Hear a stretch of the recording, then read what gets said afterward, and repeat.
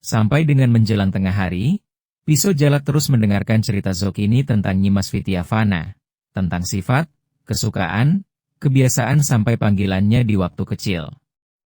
Tiba-tiba Zokini berteriak, Mas Piso, lihat itu, warga berkumpul menyambut kita." Teriak itu membuat Piso Jalak menjadi terkejut dan memutuskan lamunannya tentang Nyimas Vityavana. Piso Jalak memandangi suasana di sekitarnya. Rupanya keduanya sudah sampai di batas desa Vitaratra.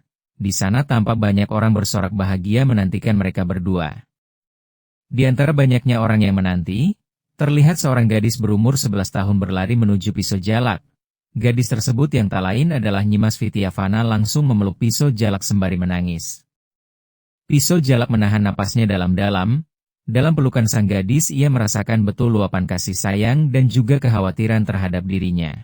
Tanpa diperintahkan oleh otaknya, tangannya mulai mengusap kerudung sang gadis. Adik Nyimas, malu, dilihat banyak orang itu, bisiknya. Namun Nyimas Vityavana tetap memeluknya, bahkan semakin erat. Tidak berselang lama, tampak Pamaheri menghampiri Piso Jalak. "Nak Piso, ayo cepat kita pulang ke rumah, ganti pakaian Nak Piso, lalu kita makan bersama. Nyimas sudah memasakkan makanan kesukaan Nak Piso," ucapnya. Piso Jalak menurutinya, ia kemudian berjalan perlahan, dikarenakan Nyimas Vityavana terus saja memeluknya.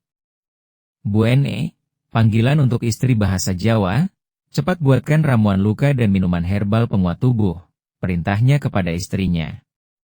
Malemi Fanahi pun bergegas berlari kecil menuju rumahnya. Sementara itu orang-orang yang berkumpul menyambut mulai memperhatikan baju dan celana Piso Jalak yang terlihat banyak sobekan-sobekan di sana-sini. "Zokini, benar ya? Mas Piso kan yang ada di atas gunung sana? Cepat cerita," ucap salah satu warga.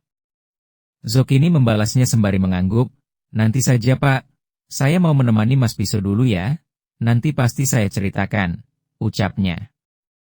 Wajah para warga terlihat berbinar bahagia sembari mengangguk. Sesampainya di dalam rumah, Piso Jalak segera mengganti pakaiannya. Setelah itu ia duduk di kursi tengah ruangan. Sesaat kemudian tampak Nyimas Vityavana mendekatinya sembari membawa semangkuk ramuan. Sementara di belakangnya tampak Ibu Malemi Fanahi membawakan minuman jamu penguat tubuh. Nyimas Vityavana terlihat menunduk sembari diam.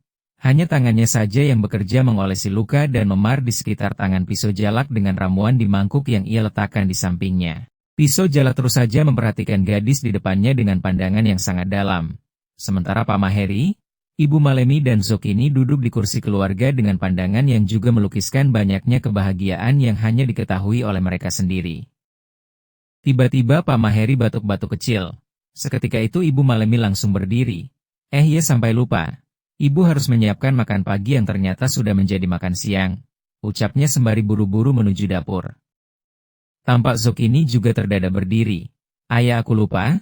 Di luar pasti banyak yang sedang menungguku," lalu bergegas keluar rumah. Sementara Pamaheri pun mulai berdiri. "Waduh, Bapak kok sekarang mudah lupa ya? Mungkin karena usia sudah semakin tua.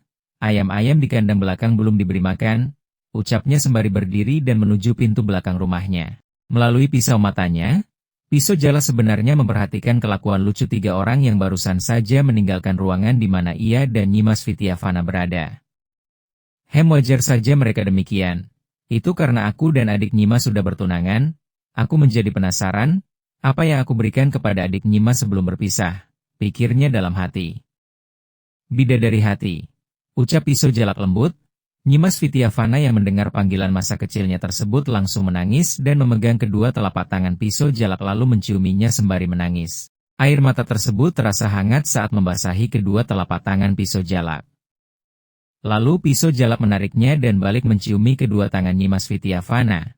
Kemudian dilanjutkan dengan mencium rambut Nyimas Vityavana yang ditutupi kerudung tipis. "Maafkan Mas Piso ya," ucapnya kembali. Nyimas Vityavana yang tak kuasa menahan tangisnya lebih keras segera memeluk lutut Piso Jalak. Hatinya dipenuhi oleh kebahagiaan yang kesemuanya digambarkan oleh derai air matanya. "Nyimas kira Mas Piso sudah melupakan semuanya?" isak Nyimas Vityavana sembari tetap memeluk lutut Piso Jalak. Pemuda berusia 20 tahun itu pun segera menghela napasnya. Ia tak menyangka ketidaktahuannya terhadap situasi di desa Vitaratra ternyata sudah membuat luka pada seorang gadis yang telah lama menantinya. Adik Nyimas, kan tadi Mas Piso sudah meminta maaf. Oh iya? Apa pemberian Mas Piso masih adik simpan dengan baik? Tanya Piso Jalak. Nyimas Vityavana segera melepaskan pelukannya, lalu ia mengambil sesuatu dari saku bajunya. Sang gadis segera memperlihatkan suatu benda yang ada dalam genggamannya kepada Piso Jalak. Piso Jalak terperanjat kaget, jantungnya menjadi berdebar. Dadanya pun menjadi sesak saat melihat apa yang diperlihatkan oleh Nyimas Vityavana kepada dirinya. Korek api kayu. Ucapnya dalam hati, kenapa korek api kayu ini ada pada adik Nyimas?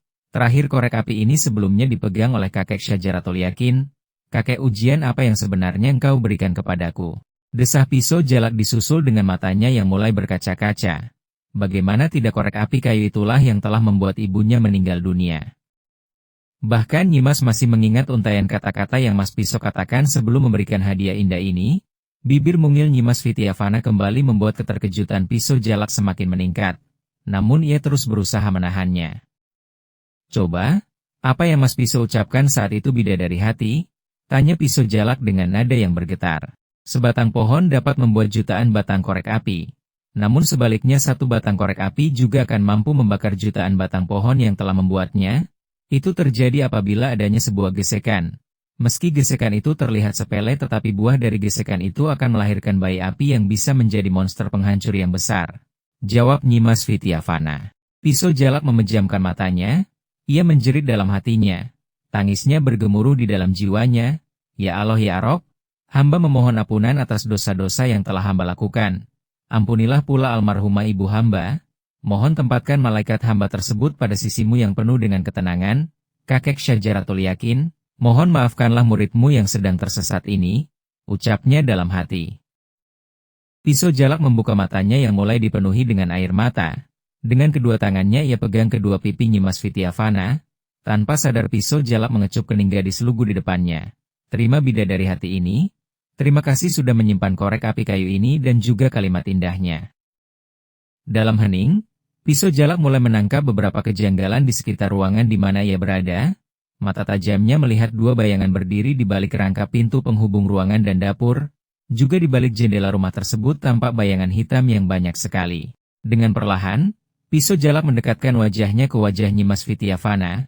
Sang gadis menjadi salah tingkah dan tertunduk malu. Piso Jalak semakin mendekatkannya kembali. Lalu berbisik, adik, bolehkan Mas Piso meminta sesuatu? Mas Piso, Mas Piso, Mas Piso, ingin makan siang, lapar rasanya perut Mas Piso, ucapnya sembari tersenyum. Seketika itulah terdengar suara berisik dari balik pintu dan juga dari balik jendela rumah tersebut. Bu Ene, panggilan ibu bahasa Jawa, ayo segera sediakan makan untuk Nak Piso. Kenapa berdiri saja di sini? Ucap Pak Maheri sembari mencubit pinggang Ibu Malemi Fanahi. Lalu terlihat sang ibu segera keluar dari balik pintu pembatas dapur. Sabar toh Pak, Bapak juga ngapain berdiri di belakang ibu? Bisiknya sembari memengotkan bibirnya. Lalu dengan suara sedikit besar Ibu Malemi berkata, Nak Piso, ini makanannya sudah siap, ayo kita segera makan siang, ucapnya terburu-buru. Sementara itu kerumunan bayangan di balik jendela pun tampak bubar dan menimbulkan suara berisik. Set, pelan-pelan dong, kakiku ini keinjek, terdengar salah satu suara di luar jendela. Piso Jalak terlihat menahan senyumnya, air matanya segera ia usap lalu mengajak Nyimas Vityavana untuk makan siang bersama.